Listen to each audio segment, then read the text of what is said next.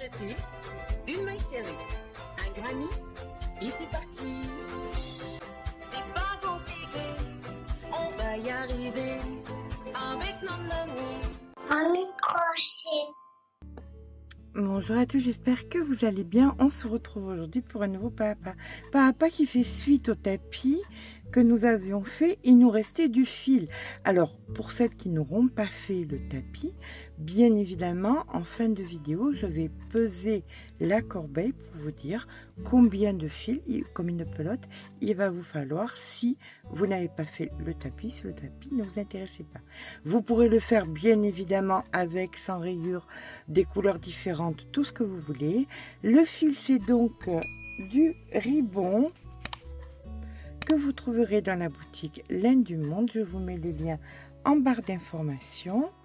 Pour ma part, j'utilise un crochet, même si on nous demande du 10 en 4,5. Vous crochetez normal, partez sur du 5. Vous crochetez serré, partez sur du 5,5, voire du 6. Eh bien, écoutez, c'est parti. Je vais venir prendre mon fil écru. Tout ça, c'est tout ce qui est resté du tapis. Donc, il en restait pas mal. Donc, avec 6 pelotes, vous pouvez avoir un beau tapis, plus une belle corbeille. Voilà, c'est pas négligeable du tout. Allez, on va commencer. On va venir faire un cercle magique.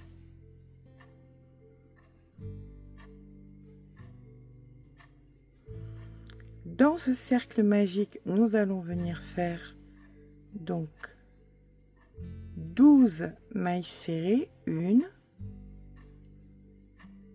2, 3, 4, 5, 6, 7,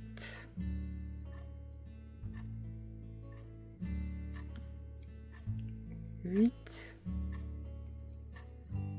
9, 10, 11 et voici la 12e. Et là, on n'a pas peur de tirer bien fort sur le fil. Ce fil est... Il faut vraiment être Hulk pour pouvoir le casser quand même, hein. Voilà. Le fait, c'est que là, je vais venir récupérer mon fil et je vais le rentrer en même temps. Je vais venir faire une maille coulée dans la première, comme ceci. Une maille en l'air et donc je mets mon fil au bord et je viens faire donc 12 augmentations. Donc fin de rang, je n'aurai pas 12 mailles mais 24. D'accord?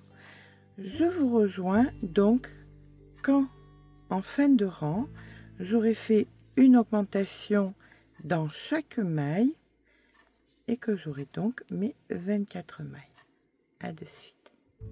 Voilà, j'ai rentré tout mon fil. Voilà ma 24e. Je viens donc dans la première ici et je fais une maille coulée. Une maille en l'air. Là maintenant, nous allons faire une maille serrée suivie d'une augmentation. Donc une maille serrée suivie d'une augmentation. Et on fait ça sur la totalité du rang. Maille serrée, augmentation. Alors oui, c'est bien serré, chose qui va bien plaire aux personnes qui crochetent serré, mais c'est pour que c'est de la tenue, d'accord?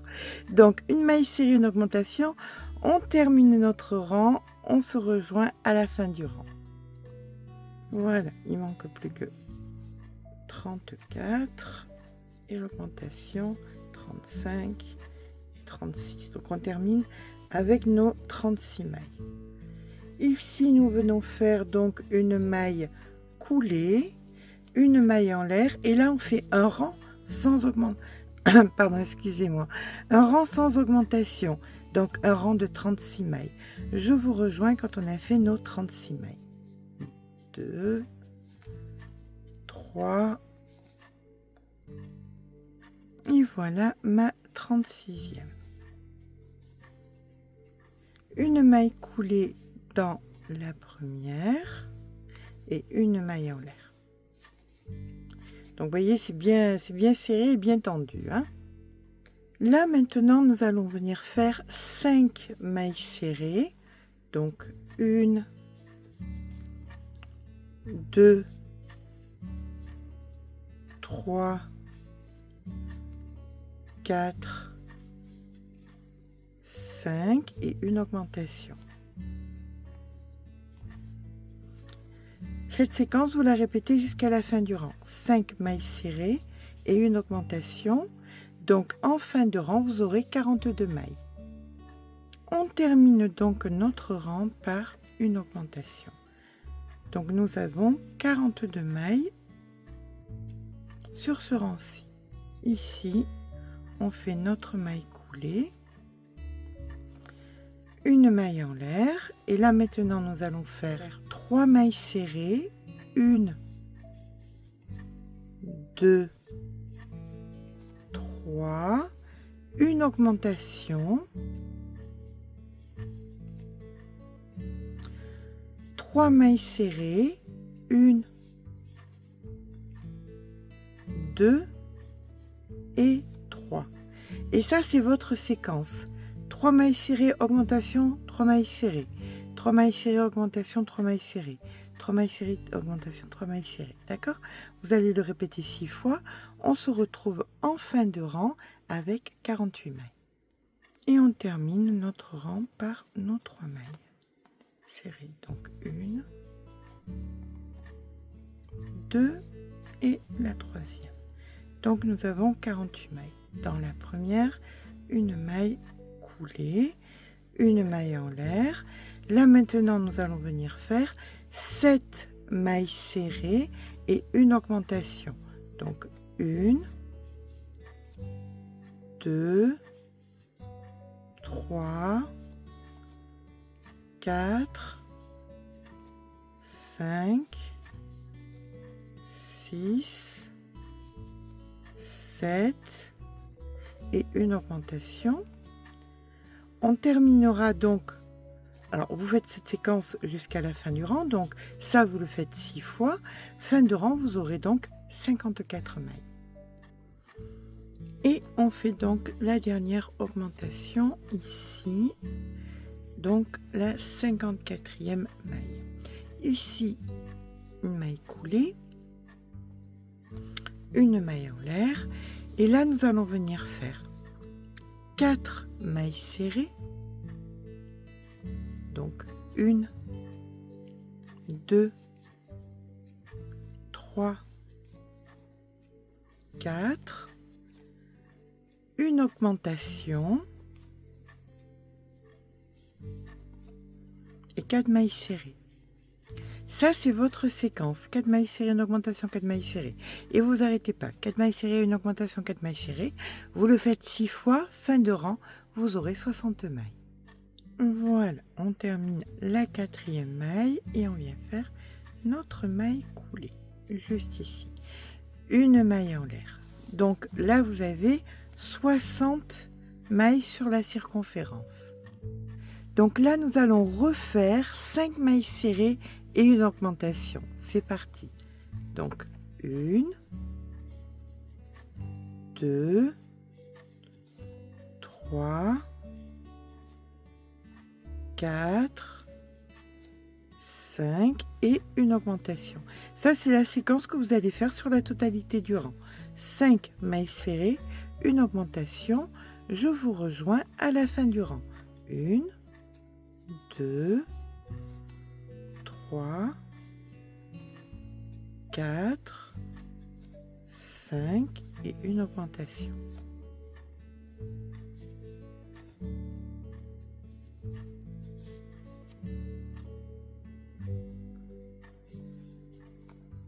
Et une augmentation. Et nous avons donc là 70 mailles.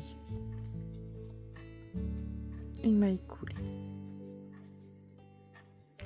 On va venir changer de fil, on va venir prendre la couleur où il y en a le plus pour garder un petit peu de clair, pour faire des petites rayures. Donc on va venir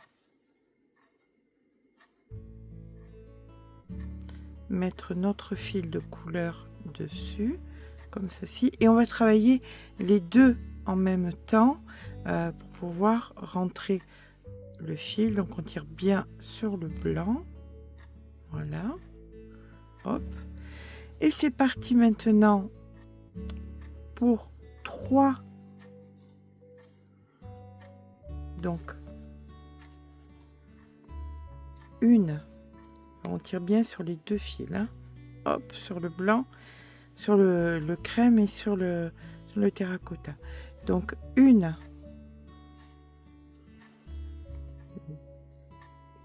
2,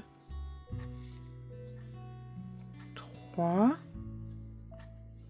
et une augmentation.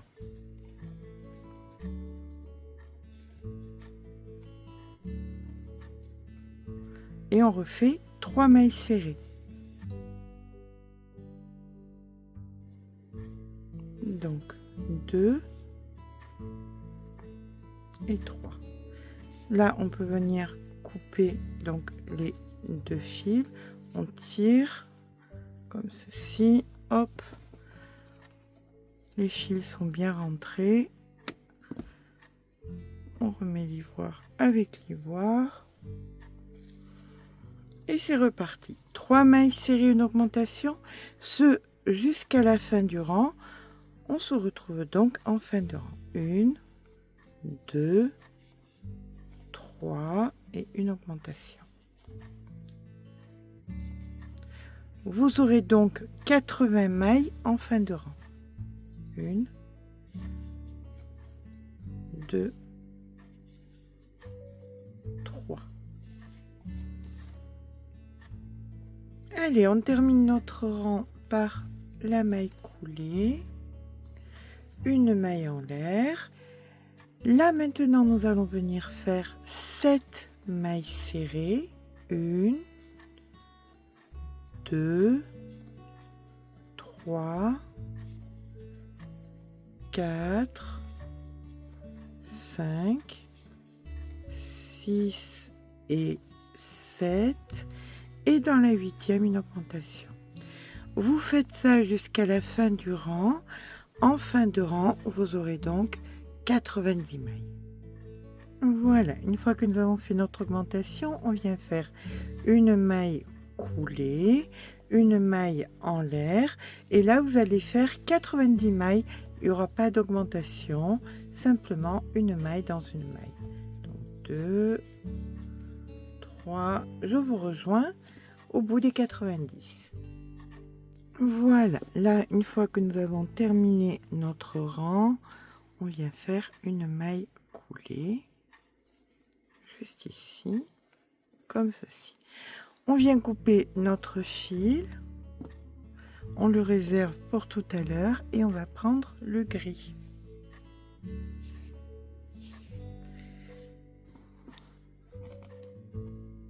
Donc, on vient placer notre gris qui nous sert donc de maille en l'air comme ceci, et là vous allez venir faire une, alors les deux fils, hein, le petit bout de fil terracotta et le fil donc gris, on va les travailler ensemble pour les rentrer.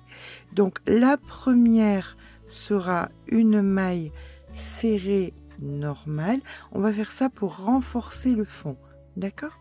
Donc une maille serrée normale. La suivante sera une maille serrée mais allongée, c'est-à-dire que vous ne piquez pas ici mais plus bas, juste dessous, ici. Vous en aurez quand même 90 à la fin du rang. Hein. Donc ensuite ici, normal. Celle d'après, pas ici mais là, allongée. Ça vous permet de bien renforcer pour la hauteur qu'il va y avoir pour supporter le poids. Donc là ensuite, nous avons une normale, puis une allongée, et on fait ça sur la totalité. Nous avions donc 90 mailles, un nombre pair, donc immanquablement, vous finirez par une allongée. Voilà. Là maintenant, il est temps de bloquer votre fond, puisque le fond va rester Voilà, va rester. Donc il est temps de le bloquer. Vous prenez votre fer à repasser, vous le mettez à l'envers et vous le repassez. Donc si ça gondole un peu, vous allez voir, ça va se remettre en place et ça va le bloquer. Nous sommes sur un produit avec donc du coton et de la viscose, donc sans aucun souci, vous pouvez le repasser. Donc le bloquer en l'occurrence. Mettez une pâte mouille si vous voulez, même sans pâte mouille. Une pâte mouille c'est bien, sans pâte mouille c'est pas gênant. Donc voilà, on a fait notre allongé. On va venir ici dans la première et on va faire notre maille coulée comme ceci. Et là maintenant on va venir prendre les mailles par l'avant. Chaque maille que vous allez rencontrer, vous allez les prendre par l'avant. Donc vous allez mettre votre crochet comme ceci, voilà, et là vous allez venir faire une maille serrée par l'avant dans toutes les mailles, qu'elles soient allongées ou pas. Là on a fait sur la normale, vous venez donc dans l'allongée, pareil, vous la prenez par l'avant. Vous allez sur la normale, vous la prenez par l'avant. Alors, pensez à tirer un petit peu le fil, ça va créer le rebord. Hein. Là, l'allonger donc par l'avant et vous faites ça sur la totalité de vos 90 mailles. Je vous rejoins ici, donc sur l'allongée. Voilà, comme vous pouvez le voir, on a bien créé un bon rebord. Et ici, donc, c'est la dernière maille que nous prenons par l'avant. Comme ceci. Et on vient ici faire une maille coulée. À présent, nous allons venir faire une maille en l'air et tourner le travail. On va travailler maintenant de l'extérieur. Voilà, comme ceci. Alors, ce qui vous reste au niveau du gris, il va falloir en garder assez pour faire 2 rangs. D'accord? Donc vous utilisez tout ce que vous voulez utiliser et vous gardez assez pour faire 2 rangs qu'on fera tout en haut.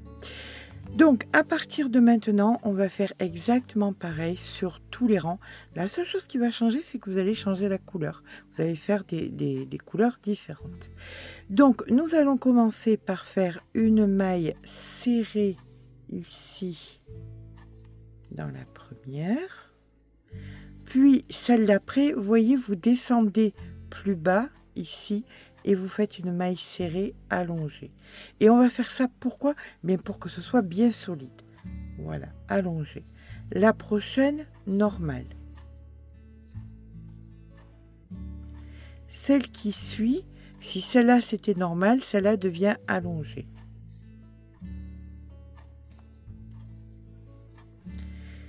Celle d'après, normale.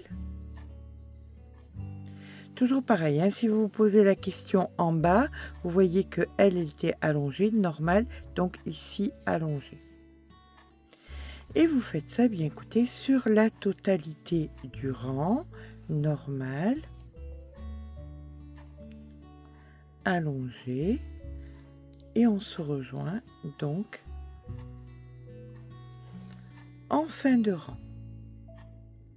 Voilà, et on termine donc ici, vous voyez ça c'était normal, donc ici c'est allongé. Hop.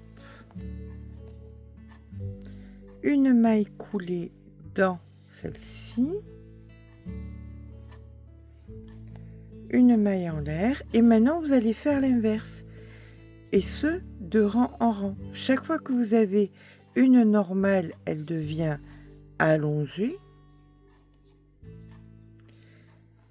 Et chaque fois que vous aviez une allongée, elle devient normale. Chaque fois que vous avez une normale, elle devient allongée. Et chaque fois que vous avez une allongée, elle devient normale. Donc, quand vous serez en fin de rang, que vous ferez ici une normale, vous ferez votre maille coulée. et vous ferez le contraire. Donc ici une normale, une allongée, etc., etc. Et vous allez répartir donc les fils qui vous restent, ben, écoutez, dans les rayures comme vous voulez le faire. Voilà, écoutez, moi je vais vous montrer. Bon, vous avez vu la photo bien évidemment, c'est une idée, mais après vous pouvez avoir d'autres idées de faire des rayures différentes, c'est à vous de voir des façons de faire différentes, d'accord? Mais écoutez, moi je pars pour quelques centimètres de gris, je mettrai un peu de blanc, un peu de terracotta, je verrai bien à ce que ça va donner. Dans tous les cas, je veux un panier un petit peu profond pour pouvoir mettre des pelotes à l'intérieur. Et puis voilà quoi. Je vous rejoins quand mon panier est quasi terminé puisque on viendra faire une anse en haut pour pouvoir le transporter. Donc voilà, quand vous avez monté, alors grossièrement, hein, là j'ai fait 3 rangs, un rang, 4 rangs, 3 rangs, un rang, pardon, 4 rangs. Vous faites par rapport à ce que vous avez. Moi, il me restait le gris là, vous voyez. Maintenant, il me reste que ça. Donc, j'ai terminé tout le gris que j'avais. Et là, maintenant, il me reste ça. Voilà, pour finir le haut. Donc, on va venir faire les anses. Comme vous voyez, c'est plus qu'un beau volume. Je vais vous mettre une pelote de DMC10 à côté, c'est une des plus grosses pelotes que l'on ait. Vous voyez, on peut même en mettre beaucoup. Faire sortir le fil et travailler comme ça. Vous mettez toutes vos pelotes, si vous avez un ouvrage, et vous avez les fils qui sortent, et voilà. Allez, là on va venir faire les anses. Donc j'ai une douzaine de mailles depuis le début. Je vais venir faire en maille en l'air 1, 2, 3, 4, 5, 6, 7, 8, 9, 10, 11, 12, 13, 14 et 15. Voilà, je pense que... Ouais, 15, 15, 15. Non, même... on va monter à 20. 15, 16, 17, 18, 19 et 20. Voilà. Donc là, on est monté à 20. Grossièrement, 1, 2, 3, 4, 5, 6, 7, 8, 9, 10, 11, 12, 13, 14, 15. Et oui, c'est de la maillette, c'est beaucoup plus serré. Donc, on va s'arrêter à 15. Et à 15 ici, on reprend le rythme. Maille serrée, donc maille serrée allongée.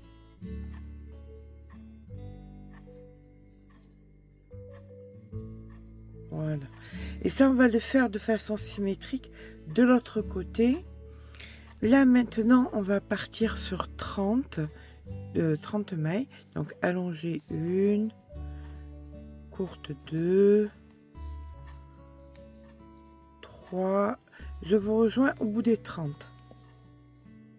4. Voilà, quand j'arrive à la 30e, comme ceci, je repars sur 20 mailles en l'air. 1, 2, 3, 4, 5, 6, 7, 8, 9, 10, 11, 12, 13, 14, 15, 16, 17, 18, 19 et 20. Par contre, je compte que 15 mailles à partir de là. 1, 2, 3, 4, 5, 6, 7, 8, 9, 10, 11, 12, 13, 14 et 15. D'accord? Donc là, pour moi, hein, après pour vous, ce sera peut-être différent, c'est une allongée, donc je la fais en allongée.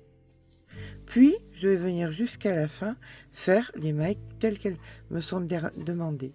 Ici, normal. Ici, allongée. Donc, on peut voir que c'est en face. Hein. C'est bien un en face de l'autre. D'accord? Allez, je vous rejoins à la fin du rang. Donc, on est dans une logique, hein, puisque nous avions 12. Là, nous avons 15 et 15. Donc, ça fait 30. Là, nous avons 30. Donc, 30 et 30, 60. Donc, 12. Donc là, vous devez avoir 18. Normalement, pirouette cacahuète, c'est pas la précision la plus terrible à avoir. D'accord? Donc ici, je suis en court, ici je suis en long, je vais venir faire ma maille coulée. Allez, une maille en l'air. Et maintenant, je repars donc sur mon rang normal. Je vous rejoins sur les anses. Voilà, là on arrive sur les anses. Donc ici, on fait notre maille serrée normale. Alors, plusieurs fois, on m'a demandé pourquoi vous en faites 20 et pas 15 comme en bas. Parce que les mailles serrées, les mailles en l'air sont toujours plus serrées que les mailles serrées du bas. Donc, on va venir faire uniquement 15 enveloppantes pour remplacer les 15 d'en bas. On ne se préoccupe pas du nombre de mailles en l'air qu'on ait fait parce qu'elles ne sont pas aussi grosses que les mailles travaillées d'en bas. Donc là, vous en faites 15. Là, vous refaites vos 30 dans la continuité, les 15 et les 18. Et on se retrouve en fin de rang. Alors, si vos 15 ne recouvrent pas, n'hésitez pas à les détendre un peu pour qu'elles aillent bien. Voilà, de l'autre côté, en les tirant un peu, ça va venir. Vous voyez, là, c'est bon. Allez, c'est parti, je vous embête plus. Je repars, moi, sur ici, ma normale, etc., etc. Je vous retrouve à la fin du rang. Voilà, donc quand vous arrivez là où il y a les anses, vous travaillez donc la dernière maille comme elle doit l'être. Ici, c'est une allongée. Puis, vous allez venir faire des mailles serrées normales.